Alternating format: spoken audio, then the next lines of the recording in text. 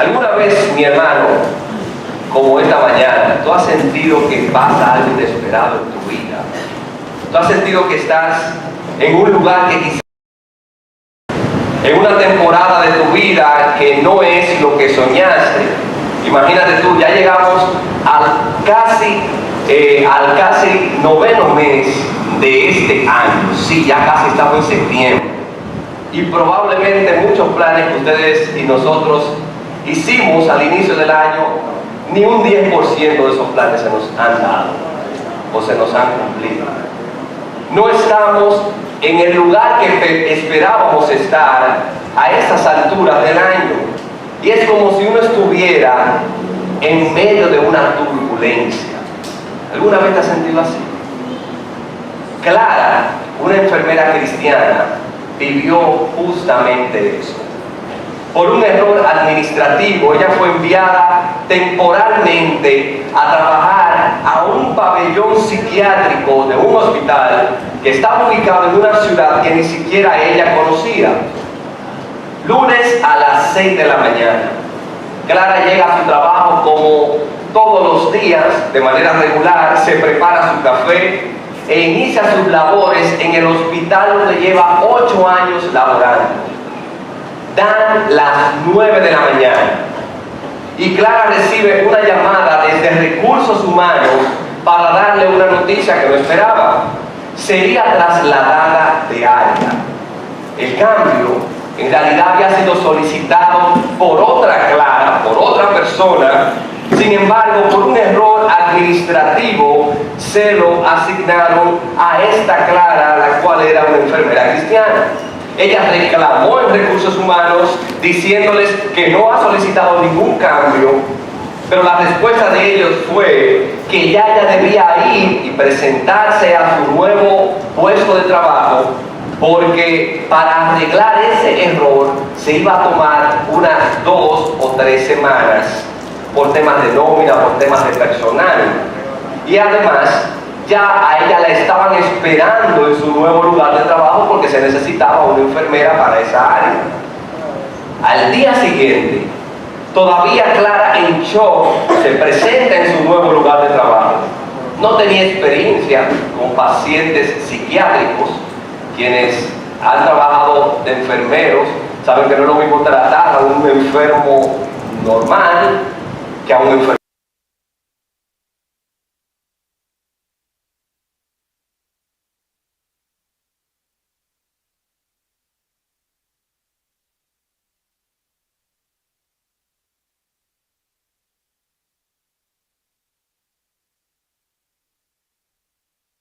Sentía que no pertenecía allí, que no podía aportar nada en ese nuevo lugar de trabajo. Pero 5 días después, aún muy desorientada y enojada por el cambio, en un turno de la noche, mientras ella descansaba leyendo un libro, escuchó a un paciente tararear un himno cristiano, el cual ella se sabía. Y ella, simplemente para acompañarlo, se sentó al lado de él y empezó a cantarlo junto a él. Ese pequeño momento lo cambió todo. Días después, varios pacientes que llevaban meses sin progreso en sus tratamientos comenzaron a hablar, a colaborar y a mostrar avances significativos en sus tratamientos. Todo el personal notó el cambio. Pacientes que llevaban meses en el mismo cuadro psiquiátrico comenzaron a cambiar luego de que Clara llegó. Lo que para Recursos Humanos fue un error, mis hermanos, era el escenario que Dios había preparado para hacer de Clara un canal de bendición para otros. Y todo comenzó con alguien que no debía estar allí porque no le correspondía. Pero esa persona llevó la presencia de Dios consigo. Tal vez tú también, mi hermano, estás en un lugar, en una temporada, en una situación que no encaja con lo que tú habías planeado, que no te cuadra, que no es como imaginaste, no es lo que soñaste para este año 2025. Pero Y si ese lugar, esa crisis, esa temporada en la que tú estás, es precisamente donde Dios te quiere para mostrar su gracia a otras personas. Hoy yo quiero hablarte de dos historias que nos muestran cómo Dios una y otra vez lleva a sus hijos a lugares inesperados, a temporadas y crisis turbulentas, para que su gracia brille a través de sus hijos. Mi hermano querido, Dios nos lleva a lugares inesperados, a tiempos de crisis, para mostrar su gracia a los demás, para usarnos a nosotros, sus hijos, como luz en medio de las tinieblas. Y lo que yo quiero que veamos esta mañana, como ya les mencioné, son dos historias. Ya leímos los primeros versículos de la primera historia. Dios hace esto, Dios nos lleva a lugares inesperados, moviéndonos fuera de nuestra zona conocida. En este libro de Reyes, capítulo 5, se describe una historia muy conocida para nosotros. Creo que casi todos hemos escuchado la historia de Naamán el leproso. Nos la cuentan en la escuela bíblica, nos la cuentan en EBDB, la predicamos obviamente desde el púlpito. Es una historia bastante conocida para cada uno de nosotros. Y cuando leemos esta historia, siempre nos enfocamos en sus personajes principales. Vamos a ver si ustedes lo recuerdan. ¿Quiénes son los personajes? Naamán, los criados de Naamán, Eliseo, que es el profeta, y Giesi. Siempre nos enfocamos en ello, porque son los personajes que más nos llaman la atención. Sin embargo, hay una joven que se relata de manera muy breve, sin darnos información de su procedencia y ni siquiera su nombre. Y es en esa joven que yo quiero que nos enfoquemos en este primer punto. Dice el versículo 2, lo leo nuevamente: y de Siria habían salido bandas armadas, y mírenlo aquí, y habían llevado cautiva de la tierra de Israel a una muchacha, la cual servía a la mujer de Naamán. No sabemos su nombre, no conocemos sus padres ni su historia completa, solo un pequeño detalle que el narrador nos da. Es una mujer, es una muchacha joven, es extranjera, viene desde Israel y está sirviendo como esclava en la casa de Naamán. Imagínalo, hermano, una joven arrancada de su hogar, separada de su familia, viviendo en una tierra que no es la suya y sirviendo en una casa de gente que hablaba un idioma distinto y que adoraba a dioses distintos. Cualquiera justamente pensaría que lo único que esta joven podía sentir era rencor y resentimiento contra Dios. Porque como Dios, ella siendo tan joven y con una vida por delante, permite que esta banda armada se fije en ella justamente para llevársela como esclava. Esto no encajaba con lo que ella tenía planeado para su vida. Pero un día, mientras ella servía en la casa de Naamán, escucha una noticia devastadora. Naamán, el gran general del ejército de Siria, tiene lepra. Su jefe, su amo, tiene lepra. Detrás de esa armadura y esa autoridad que Naamán mostraba, llevaba escondido un diagnóstico que lo atormentaba y lo llevaría a un retiro forzoso antes de tiempo. No había cura en ese momento para la lepra. No había esperanza para un leproso. Nosotros recordaremos que en los tiempos bíblicos la lepra era mucho más que una enfermedad de la piel. Era una sentencia de muerte, porque llevaba a la persona leprosa a vivir fuera de todo contacto humano. Incluso en Israel a los leprosos se les ponía fuera de la ciudad, fuera del campamento. Así que era una persona dedicado a lo marginal en la sociedad. Y esta enfermedad en ese momento se manifestaba con manchas blancas, pérdida de sensibilidad en muchas partes y áreas del cuerpo, llagas y en casos muy avanzados también deformidades. No había tratamiento y era sumamente contagiosa. Así que esta joven sin siquiera un nombre registrado, se entera de este grave diagnóstico de su amo. Y para ella, porque yo sé que también usted lo ha pensado, para ella era el momento de celebrar, porque el gran amo, aquel que la tiene sirviendo como esclava, se va a morir tarde o temprano. Le cayó una lepra y se irá a vivir lejos. Aquel que la mantiene como esclava por meses o años, se va a ir a vivir lejos. No obstante, en la historia nosotros podemos ver que en vez de ella alegrarse, se atreve a hablar. Se atreve a alzar su voz. Y mire, hablar en este contexto era algo muy atrevido, y más viniendo de una mujer esclava. Las mujeres de por sí no tenían mucha voz ni voto, y menos una esclava, en la casa de un hombre de Siria llamado Naamán. Uno puede suponer que Naamán había acudido a todos los dioses de Siria para curar su lepra, y nada había podido hacer, porque un Dios falso no puede hacer nada. Pero ella sí sabe y conoce al Dios Todopoderoso. Y aunque nosotros lo leemos con palabras sencillas, lo que vamos a ver en el versículo 3 son palabras poderosas. Mira el versículo 3 conmigo, mi hermano. La muchacha esta dijo a su señora: si rogase a mi señor al profeta que está en Samaria, él lo sanaría de su lepra.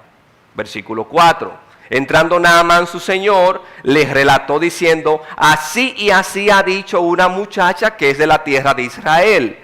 Y le dijo el rey de Siria: anda, ve y yo enviaré cartas al rey de Israel. Piénsalo, hermano. Si ella se hubiera quedado callada, si hubiera dicho: mira, eso no es problema mío, porque el que tiene lepra es él, mejor yo debo de alegrarme.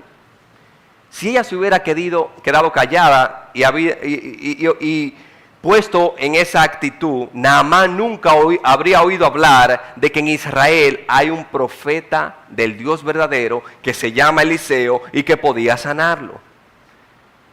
Por ello, lo que ella está afirmando es: yo conozco al Dios vivo y verdadero que está en Israel.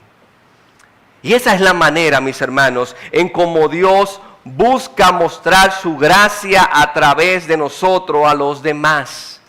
No importa dónde estemos, la temporada o crisis que estemos pasando, el desierto que estemos transitando, nuestro deber es confiar en Dios, descansar en Él y decirle a los demás: yo tengo un Dios que es todopoderoso y te quiere ayudar en medio de cualquier temporada. Mi hermano, Dios te ha puesto en el lugar que tú estás ahora mismo, en la temporada que tú estás ahora mismo, para que tú abras tu boca, para que tú hables y anuncies las virtudes de aquel que te llamó de las tinieblas a su luz admirable. No para que tu boca esté llena de quejas y que los demás te escuchen, sino para que aún en medio del dolor, en medio de la desesperación, los demás escuchen decir que tú tienes un Dios todopoderoso que te puede salvar y librar de cualquier situación. Y de esa manera ellos puedan conocerlo. Hace un tiempo, creo que hace unos 2 años, nosotros, un grupo de aquí, íbamos a Pedro Brán, allá en Santo Domingo, a casa de unos hermanos, para compartir con ellos y también participar en la iglesia con ellos. Y yo recuerdo que después de que pasamos el peaje, cuando eso todavía estaba el peaje viejo de Santo Domingo, después de que pasamos ese peaje, el GPS, por lo menos el mío, estaba loco, literalmente, mis hermanos, estaba fallando. Uno ponía la ubicación y te mandaba para otro lado, como si las coordenadas estuvieran incorrectas. Y nosotros duramos unos 30 minutos estacionados, viendo para dónde es que íbamos, porque estábamos en Santo Domingo, pero no sabemos llegar a la casa en la cual nos están esperando. Estábamos en el lugar, pero no sabíamos llegar a la casa precisa. Fue un momento bastante estresante, que quizás también tú has pasado por eso. Y es ese estrés y esa frustración de estar en un lugar desconocido y no saber cómo llegar hacia el otro punto. Y la verdad, mis hermanos, que esa sensación de sentirnos perdidos es frustrante. O sea, de sentirnos que no sabemos para dónde vamos, es frustrante. De sentirnos que yo estoy en este punto de mi vida, pero yo no sé qué es lo que Dios, para dónde es que Dios me quiere mover, al siguiente paso que Dios quiere que yo dé, es algo frustrante. Y quizás tú te sientes así hoy, mi hermano, como si a Dios se le dañó el GPS de la voluntad para tu vida. Pero ¿para dónde es que Dios me quiere llevar? ¿Qué es lo que Dios quiere hacer conmigo? Pero déjame decirte algo. Dios no se equivoca de coordenadas. Él sabe exactamente dónde estás y siempre coloca a sus hijos en el lugar donde en ese momento necesita más luz. Y la única manera en que tu luz puede brillar en ese lugar es cuando tú hablas y anuncias las virtudes de aquel que te llamó de las tinieblas a su luz admirable. Tú no estás perdido. Dios tiene un plan. Dios tiene tus coordenadas. Tú entiendes que estás en un lugar desconocido, pero para Dios tú estás donde exactamente tú debes estar en este momento de tu vida. Aunque esta joven estaba lejos de su tierra, esta muchacha fue un instrumento de Dios para Naamán. Le habló a la esposa de Naamán y le dijo que en Israel hay un profeta que puede sanarlo. Y gracias a su testimonio sencillo, conocemos el resto de la historia. Naamán terminó yendo donde Eliseo. Naamán obedeció la palabra de Dios al bañarse en el río Jordán y fue completamente sanado como una muestra de que Dios recibe y salva a todo aquel que se humilla ante Él. Lo impresionante es que todo comenzó con la voz humilde de una esclava que fuera de su tierra y su comodidad no dejó de adorar a Dios y hablarle de Dios a los demás. Quizás si ella no hubiera abierto su boca no tuviéramos esta historia registrada en este capítulo del libro de Reyes. Muchas veces, mis hermanos, los tiempos de crisis nos llevan a aislarnos, nos llevan a alejarnos de la iglesia, de la comunión de los hermanos, e incluso llegamos a enojarnos con Dios. Y si ese es tu caso hoy, déjame decirte que Dios te comprende, porque Él sabe que tú estás mirando tu situación con los lentes equivocados. Los que usan lentes saben lo incómodo, lo difícil e incluso doloroso que es utilizar unos lentes que no se ajustan a tu vista. O sea, le da dolor de cabeza, le da jaqueca, le da mareo. ¿Por qué? Simplemente por un detalle, porque esos lentes no van con tu visión. Por ese detalle tan simple. Y así mismo pasa en medio de las crisis, mis hermanos. Duele, molesta, irrita, deprime porque no la estamos viendo con los lentes correctos. Pero en esta mañana Dios quiere devolverte la visión clara, ponerte a ver 20 de 20 con los lentes de su palabra. Porque es su palabra que aunque el cielo y la tierra pasen, ella va a permanecer. Es su palabra. Y es su palabra lo que se está cumpliendo en la vida de esta sierva. Ella se nota que conocía la palabra de Dios y que confiaba en ese Dios. Por eso abre su boca y dice, mire, si Naamán puede visitar a ese profeta que está en Israel, yo estoy segura que ese profeta lo va a sanar. Ella conocía al Dios que tenía. La pregunta es, mi hermano, ¿tú conoces verdaderamente al Dios que tú y yo tenemos que está a nuestro favor? Y si la respuesta es sí, porque yo espero que sí, que tú conozcas al Dios que está a tu favor y a mi favor, ¿por qué no lo anuncias? ¿Qué te impide a ti, qué me impide a mí anunciar lo bueno, lo maravilloso, lo misericordioso, lo grandioso, lo todopoderoso que es nuestro Dios para con nuestra vida y para con todos aquellos que lo buscan en humildad? ¿Qué nos impide hacerlo? Hay un texto que siempre que yo estoy atribulado o estoy estresado o desanimado, el Espíritu Santo trae a mi mente y me da paz porque es su palabra lo que nos sostiene en medio de cualquier situación. Y es un texto que seguro también puede ser su favorito o un texto que usted lo recita constantemente. Y es Isaías 43, versículo 2. Nos dice que cuando pases por las aguas, yo estaré contigo. Y si por los ríos, no te anegarán. Cuando pases por el fuego, no te quemarás, ni la llama arderá en ti, porque yo, Jehová, Dios tuyo, el Santo de Israel, soy tu Salvador. De modo que, mis hermanos, en ese tiempo de crisis, en esa zona desconocida en la que quizás tú te encuentras ahora mismo y en la cual Dios te ha llevado o ha permitido que tú estés, no significa que Él te ha abandonado. Al contrario, Él te sostiene y te quiere usar para manifestar su gracia a través de ti a los demás. La pregunta es, ¿tú tienes los ojos abiertos para mirar que otros quizás están peor que tú? Porque esos otros no conocen al Dios que tú y yo conocemos. Quizás tienen más dinero que tú. Quizás tienen una mejor posición en el trabajo que tú.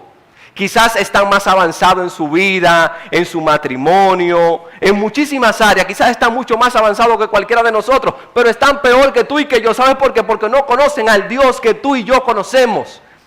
Y eso es lo que vale ante la presencia del Señor. Todo lo demás arena es. Todo lo demás arena es. Habiendo visto la historia de la sierva de Naamán, pasemos, mis hermanos, ahora a la segunda historia. Recordemos que Dios nos lleva a estos lugares inesperados y tiempos de crisis para manifestar su gracia a los demás. Y muchas veces esto sucede moviéndonos fuera de la zona conocida, donde nos sentimos incómodos y desprotegidos. Ahora veamos cómo Dios manifiesta su gracia a los demás. En segundo lugar, sosteniéndonos y glorificándose en nuestra adversidad. Y para esto yo quiero que vayamos a una historia también muy conocida por nosotros. Daniel capítulo 3. Acompáñenme allá, los que tengan su Biblia. Daniel se encuentra ahí después de Ezequiel, al doblar la esquina. Y frenamos en el capítulo 3.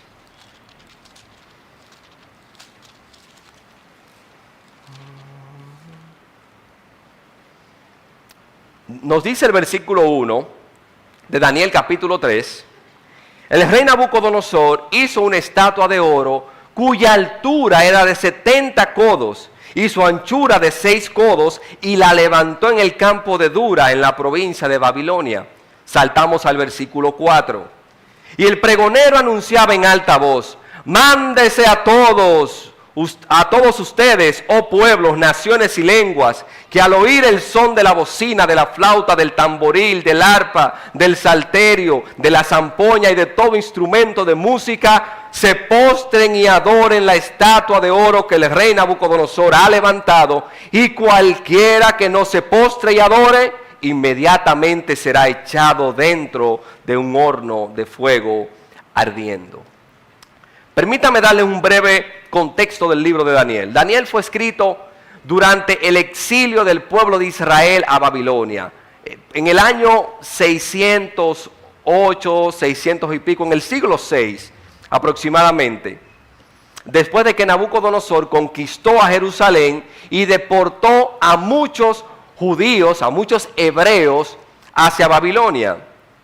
Estos judíos, dentro de los cuales se encontraban Daniel y sus amigos, fueron obligados a adaptarse a una nueva cultura, a una nueva religión, y hasta le cambiaron sus nombres. Usted bien recordará que a Daniel le pusieron Belsasar, a Hananías le pusieron Sadrach, a Misael le pusieron Mesac y a Azarías le pusieron Abednego. De modo que en este capítulo 3 de Daniel, la historia se va a concentrar en los amigos de Daniel, en Sadrach, Mesac y Abednego. El rey Nabucodonosor ha erigido una enorme estatua de oro. ¿Quiénes han subido al teleférico y han visto el Cristo? Yo creo que casi todos, si no la gran mayoría. Para que ustedes tengan una idea, mis hermanos, la estatua del Cristo mide 16 metros de altura. La estatua que Nabucodonosor erigió medía el doble, 32 metros de altura, 70 codos. Era sumamente grande y visible desde cualquier parte de la ciudad. Por eso es que se da la orden que cuando cualquier persona escuchara el sonido de música, el sonido de trompeta, debía postrarse hacia la estatua y adorarla, hasta que la música o la adoración concluyera. Y quien no hiciera esto, sería arrojado al horno de fuego. Así que imaginemos la escena. El lugar está repleto de personas viendo esta obra de los tiempos antiguos, una estatua chapada en oro de 32 metros. Miles de ojos están fijos en la gigantesca estatua que Nabucodonosor acaba de erigir. Mesac, Sadrac y Abednego, 3 jóvenes judíos, están enfrente de un desafío que ninguno de nosotros quisiera enfrentar. El primer día, la música suena, los tambores retumban y uno a uno se postran delante de la estatua. Pero los jóvenes permanecen de pie. Segundo día, mis hermanos, la música suena, los tambores retumban y uno a uno se postran ante la estatua, pero los jóvenes permanecen de pie. Tercer día, suena la música, comienza la adoración, suenan las trompetas, todo el mundo se postra, pero los jóvenes permanecen de pie. Por esto nos dice el versículo 8, y léalo conmigo, nos dice que por esto en aquel tiempo algunos varones caldeos vinieron y acusaron maliciosamente a los judíos. ¿Y cuál fue la acusación que ellos hicieron? Versículo 12, para ir un poquito rápido. Hay unos varones judíos, los cuales pusiste sobre los negocios de la provincia de Babilonia. Y estos jóvenes son Sadrac, Mesac y Abednego. Y estos varones, oh rey, no te han respetado, no adoran tus dioses, ni adoran la estatua de oro que has levantado. Era una acusación muy seria. Y son acusados por la verdad, por no postrarse a adorar a otro Dios, porque ellos solo servían y conocían al Dios verdadero. Esta acusación Nabucodonosor la toma muy en serio. Muy airado, los llama a capítulo y los amenaza duramente. Mira el versículo 15. En la segunda parte del versículo 15, la amenaza es la siguiente. Le dice el rey Nabucodonosor a los jóvenes: porque si no adoran la estatua, en la misma hora serán echados en medio del horno de fuego ardiendo.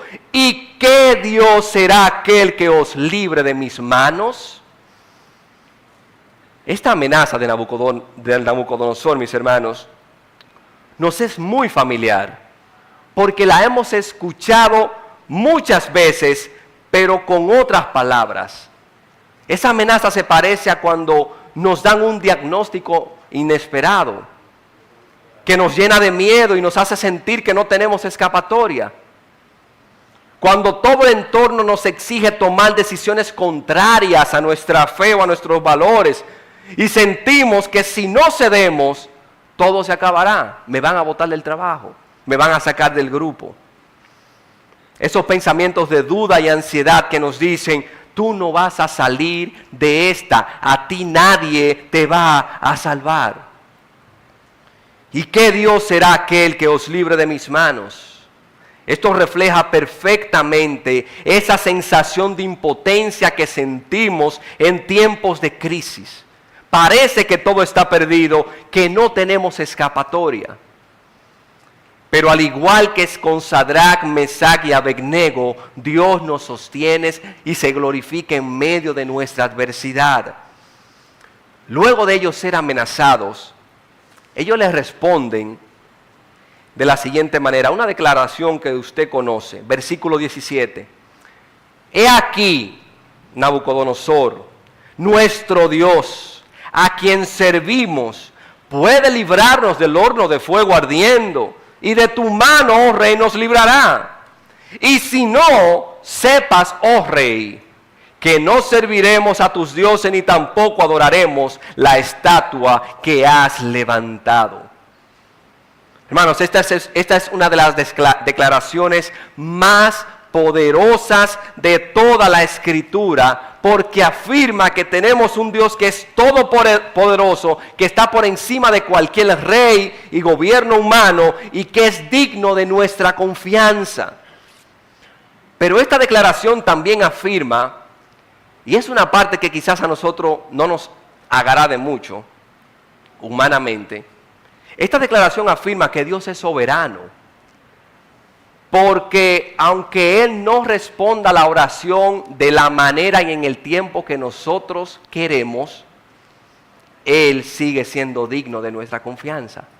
Ustedes leyeron lo que le dice al rey: mira, rey, tenemos un Dios que es todopoderoso, que puede salvarnos del horno de fuego y nos va a librar de tu mano.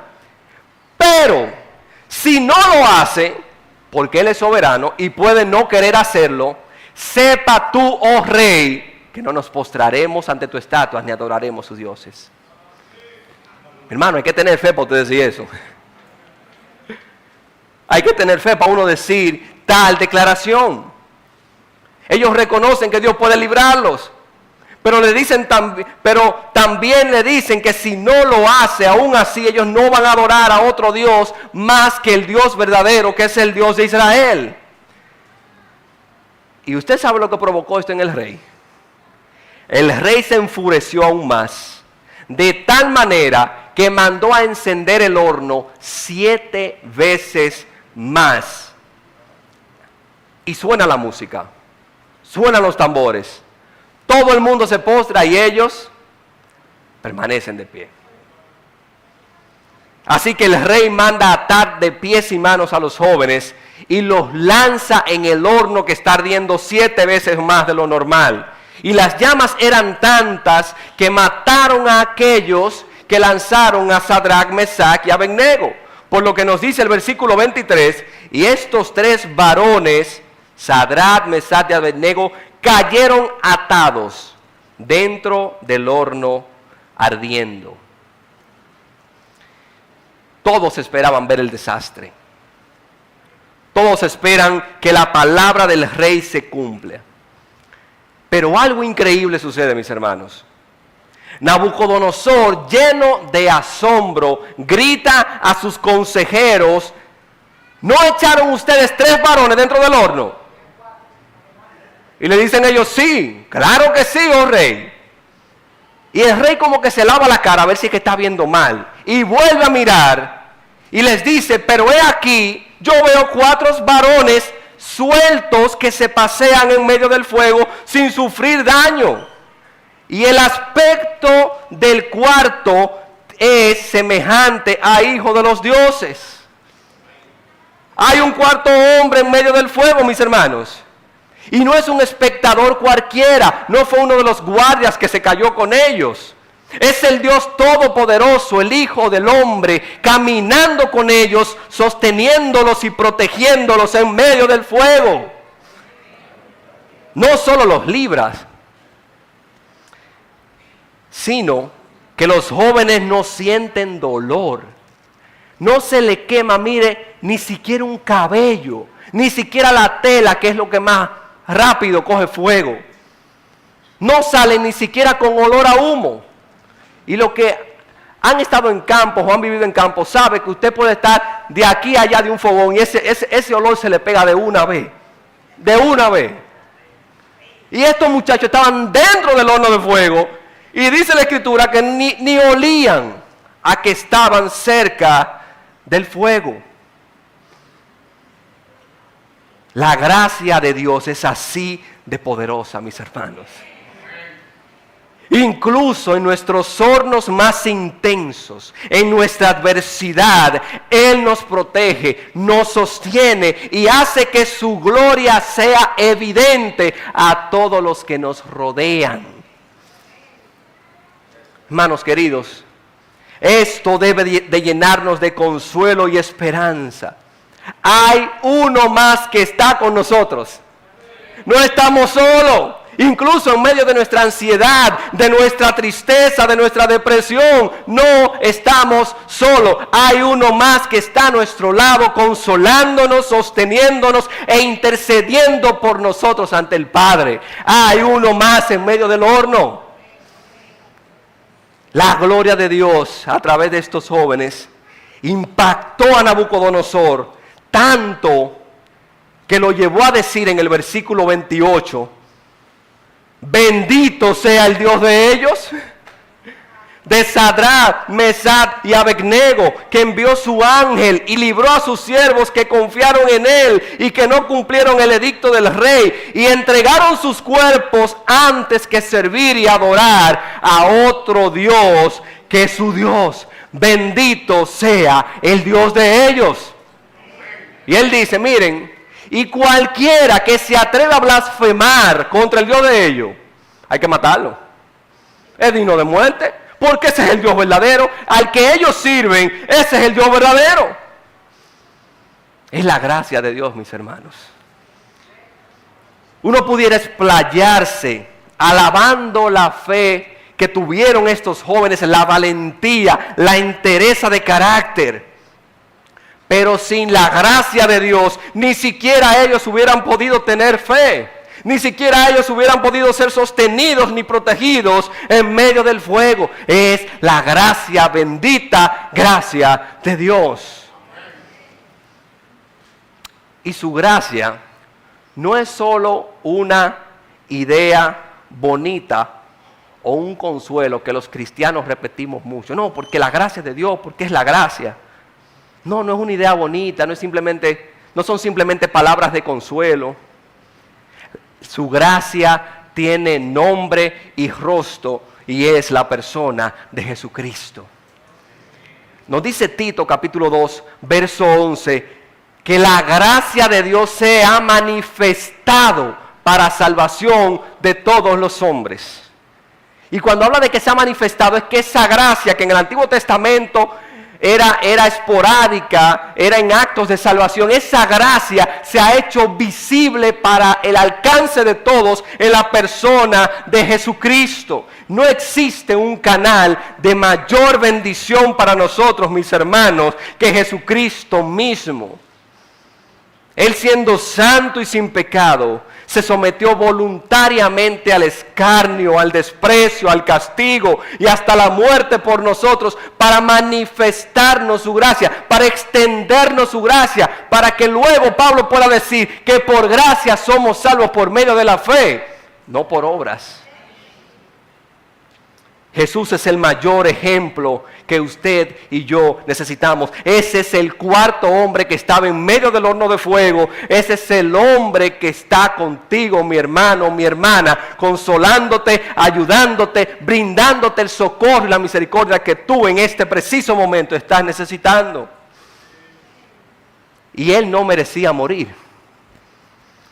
De hecho, la muerte no podía alcanzar a Jesús. Por si usted no sabía, Jesús no podía morir. ¿Por qué? Porque la paga del pecado es... Y Jesús no tenía pecado. Jesús no tenía pecado, Jesús no iba a morir. Pero él mismo dice en el Evangelio de Juan, yo pongo mi vida voluntariamente para volverla a tomar. Él voluntariamente se sometió a la muerte para gustar la muerte por nosotros, sus hermanos, y llevar a la salvación y a la gloria a toda persona de pueblo, tribu, nación, de todo el mundo, todos aquellos que humildemente por fe aceptan el sacrificio de Cristo. Y luego va a decir el apóstol Pablo en 2 Corintios que aquel que no conoció pecado por nosotros fue hecho pecado para que nosotros fuéramos hechos justicia de Dios en él. Es la gracia de Dios. Y si tú, mi amigo, aún no conoces al Dios de gracia, hoy Él te está llamando. Hoy es el momento perfecto y preciso para acercarte a Él, arrepentirte de tus pecados y poner tu fe en Jesucristo. Solo el Dios Todopoderoso puede librarte del infierno, donde hay un fuego que nunca se apaga, y darte una vida eterna que comienza aquí y ahora y seguirá por toda la eternidad. Solo Dios puede hacer eso. No esperes más, porque su gracia está disponible hoy para ti, mi amigo. Hoy, en este preciso momento. Si tú reconoces tus pecados y reconoces que solo Dios puede salvarte inmediatamente, tú tienes salvación, vida eterna y perdón de pecados de parte de Dios. Sin hacer ni un cc de obra, porque no es por obras, para que nadie se gloríe. Hermanos, hemos visto dos historias distintas, pero con un mismo hilo conductor. Dios nos lleva a lugares inesperados y tiempos de crisis para manifestar su gracia a los demás. ¿Qué nos enseña esto? Que ya sea que estemos en tierras lejanas, en medio de esclavitud y dolor, o en un horno de fuego, o en medio de la crisis más intensa, Dios nunca abandona a los suyos. Dios nunca abandona a los suyos. Y Pablo dice que todas las cosas nos ayudan a bien, cooperan para nuestro bien. Y todas las cosas es precisamente esas aflicciones, esa enfermedad, esa crisis, ese problema que tú estás sobrepasando ahora mismo. Si tú los miras con los ojos correctos, con los ojos de la fe, tú vas a poder confesar y decir que esta leve tribulación momentánea solo produce en nosotros un cada vez más excelente peso de gloria. Dios nunca abandona a los suyos y su poder se perfecciona en medio de nuestra debilidad. Tal vez tú no elegiste esa enfermedad, esa pérdida, ese desempleo repentino, esa crisis. Yo estoy seguro que no, nadie elige cosas así. Pero Dios sí permitió ponerte justo ahí donde estás. Porque mientras tú ves el cautiverio y la esclavitud, que tú estás en una zona desconocida, Él ve que Naamán a través de tu testimonio se está sanando. Porque mientras tú ves Babilonia, estatua, horno de fuego, Él ve mucha gente a tu alrededor que a través de tu testimonio y tu fe va a confesar que Jesucristo es el Señor para gloria de Dios el Padre. Va a confesar como Naamán, bendito sea el Dios de este hermano. Eso es lo que Dios está viendo. La pregunta no es decirle, Dios, ¿por qué yo estoy aquí? ¿Por qué yo estoy pasando esto? La pregunta debe ser, Dios, ¿para quién yo estoy aquí? ¿A quién tú quieres alcanzar a través de mí? ¿A quién tú quieres manifestar tu gracia a través de mi debilidad, a través de mi aflicción, a través de mi crisis? ¿A quién tú quieres alcanzar? Si hoy puedes creer que Dios te plantó en ese lugar con un propósito, entonces el horno de fuego deja de quemar y se convierte en el púlpito para anunciar las virtudes de aquel que te llamó de las tinieblas a su luz admirable. Así que en el nombre de Jesús, mi hermano, mi hermana, levántate, abre tu boca y deja que la gracia de Dios corra por donde Él te ha puesto. Y yo sé que aquí hay hermanos que están sufriendo a causa de una enfermedad, que están en medio de un tiempo de crisis muy difícil, que no le ven el final. Mi hermano, confía en que Él puede librarte, sostenerte y usar tu testimonio de paciencia y fe para bendecir a otros que sufren. Pablo dice en 2 Corintios capítulo 1, que nosotros sufrimos para ser consolados por Dios. pero que con ese mismo consuelo que nosotros recibimos de parte de Dios, podemos consolar a aquellos que están sufriendo. El sufrimiento es con propósito, mi hermano. La crisis tiene un propósito. No dejes que el miedo te aísle de Dios. Busca su fortaleza y consuelo en la oración y en su palabra. Ponte los lentes correctos. Y si quizá, mi hermano, tu matrimonio está en crisis y tal vez te han llegado pensamientos o ideas como ya del divorcio o la separación, nadie nos libra. Déjame decirte, mi hermano, que la gracia de Dios es experta en restaurar y salvar lo que tú o tu pareja están dando por perdido. De manera que confía en el Señor, busca reconciliación, humíllate y permite que Dios guíe cada decisión. Padre, te damos gracias por tu palabra, porque ya nos traen consuelo, nos traen esperanza y nos permiten colocarnos los lentes correctos, oh Señor. A veces andamos con los lentes empañados, con la vista difuminada, que no podemos ver correctamente el panorama. Pero tu palabra nos lleva a mirarte a ti, oh Señor, a fijar nuestros ojos en ti. Así que rogamos que sea ella que continúe edificando nuestras vidas, dándonos esperanza, oh Señor, y ayudándonos en medio de cualquier tribulación, oh Padre, o circunstancia o crisis por la que estemos atravesando, oh Padre.